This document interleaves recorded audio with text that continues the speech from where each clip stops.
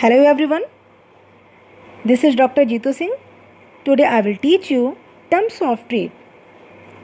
Today I will cover this topic net barter terms of trade. So let's start.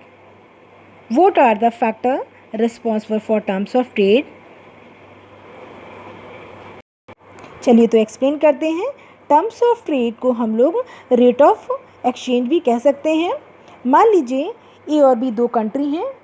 A country अपने product को B country में cell करती है, export करती है, और इस तरह से जो ए कंट्री है जो कि बी कंट्री में अपने प्रोडक्ट सेल कर रही है वो किस रेट पर सेल करती है, वो रेट ऑफ एक्सचेंजिंग क्या है, और उन टर्म्स को हम ट्रेडिंग के टर्म्स भी बोलते हैं.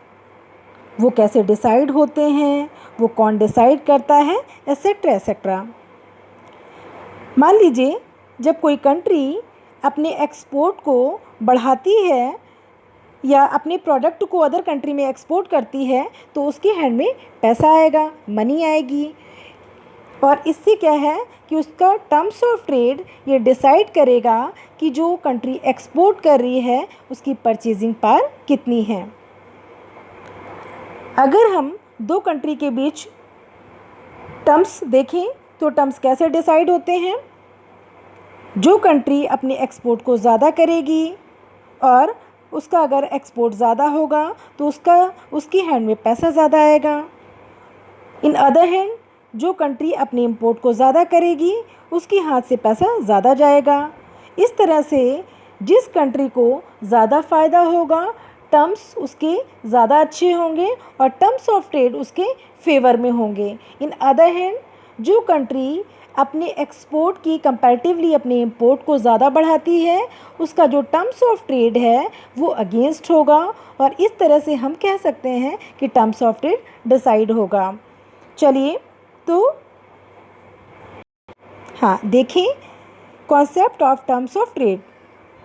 There are different types of terms of trade: net barter and commodity terms of trade, gross barter terms of trade, income terms of trade, single factor terms of trade, double factor terms of trade.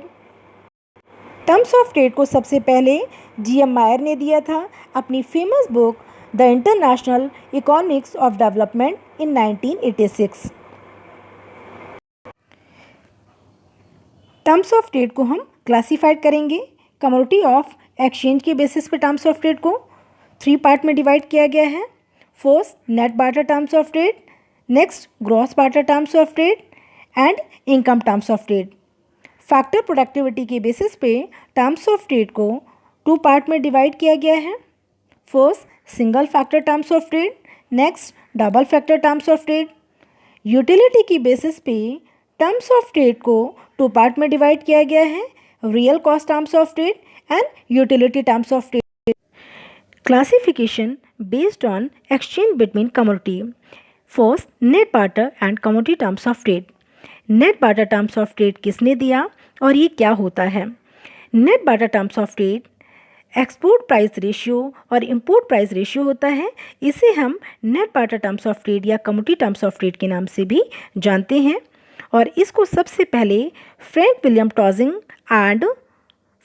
टॉजिंग ने अपनी famous book international trade में इन 1927 में दिया था, और Jacob वाइनर ने इसे commodity terms of trade कहा. चलिए हम इसे फॉर्मुलेट करते हैं. TC is equal to PX divided by PM into 100. अगर हम प्राइस ऑफ एक्सपोर्ट को प्राइस ऑफ इंपोर्ट से डिवाइड कर दें तो हमें commodity of terms of trade का पता चल जाएगा. लेकिन ये प्राइस ऐसे नहीं आएगी, इसकी इंडेक्सिंग होगी, और इसके लिए हमें करंट ईयर और बेस ईयर को लेना पड़ेगा. और करंट ईयर हम प्रेजेंट टाइम को मानेंगे और बेस ईयर के लिए हमें एक लंबा टाइम पीरियड लेना पड़ेगा, जैसा कि गिवन है. TC is equal to PX divided by PX1 divided by PX0 whole divided by PM1 divided by PM0 into 100. अब यहाँ पे जो PX है, PX1 है, वो price of export current year है, और PX0 जो है वो base year price of export है।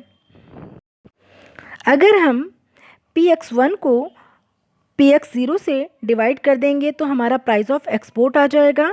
वहीं अगर हम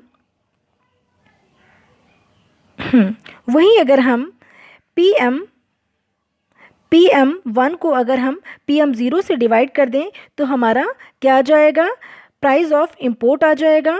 और अगर हम इन सब को 100 से मल्टीप्लाई कर देंगे तो हमारा क्या आ जाएगा, कमोडिटी टर्म्स ऑफ ट्रेड निकल कर आ जाएगा।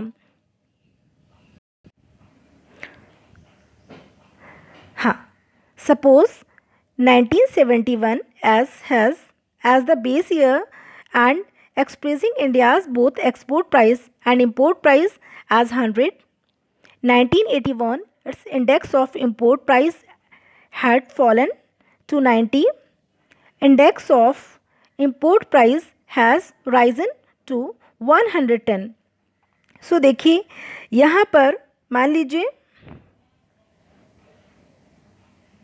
ये जो गिवन है यहाँ पे जो 90 है वो आपका एक्सपोर्ट प्राइस है जो कि कम है, और इंपोर्ट प्राइस जो है वो आपका ज़्यादा है।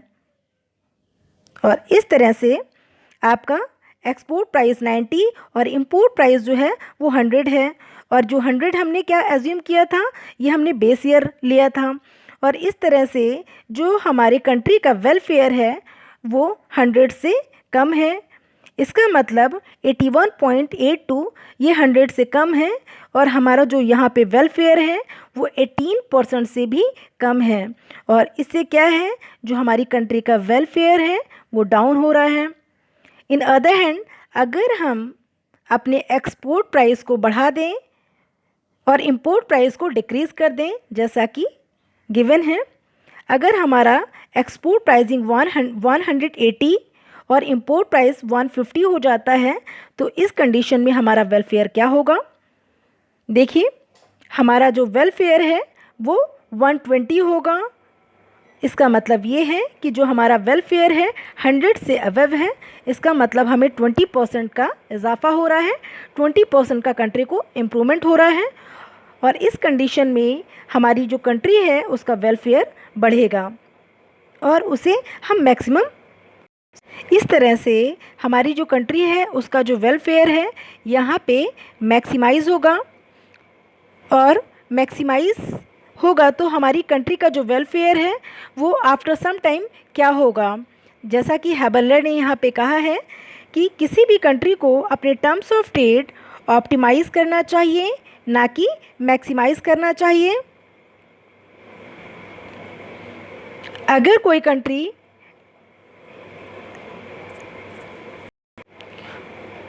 ऑप्टिमाइजेशन एंड मैक्सिमाइजेशन में क्या फ़र्क होता है। देखिए जब आप लोग खाना खाते हैं, अगर खाना पेट भर के खाते हैं, ठीक है, इट्स गुड, लेकिन अगर कोई चीज़ आपको ज़्यादा टेस्टी लगती है तो आप उस चीज़ को ज़्यादा खाते हैं, और इससे क्या हो जाता है, आपका हेल्थ, आपका डाइजेशन डिस्टर्ब हो जाता है। और ऐसी सिचुएशन में क्या है, हम ये फील करते हैं कि हमारी हेल्थ के लिए, हमारे शरीर के लिए जितना खाना सूटेबल है उतना ही खाना चाहिए। इस तरह से मैक्सिमम खाना it's not good for your health. इसी तरह से अगर हमारा टर्म्स ऑफ ट्रेड अच्छा होता है तो हमारी कंट्री का वेलफेयर बहुत बढ़ जाता है, और हमारी कंट्री का अगर वेलफेयर बढ़ेगा तो उसकी परचेजिंग पावर बढ़ेगी। और ऐसी सिचुएशन में अगर हम बात करें कि हमारा टर्म्स ऑफ ट्रेड, हम अपनी टर्म्स ऑफ ट्रेड को और ज़्यादा बढ़ा दें तो हमारा वेलफेयर और ज़्यादा बढ़ जाएगा, तो ये सच नहीं है।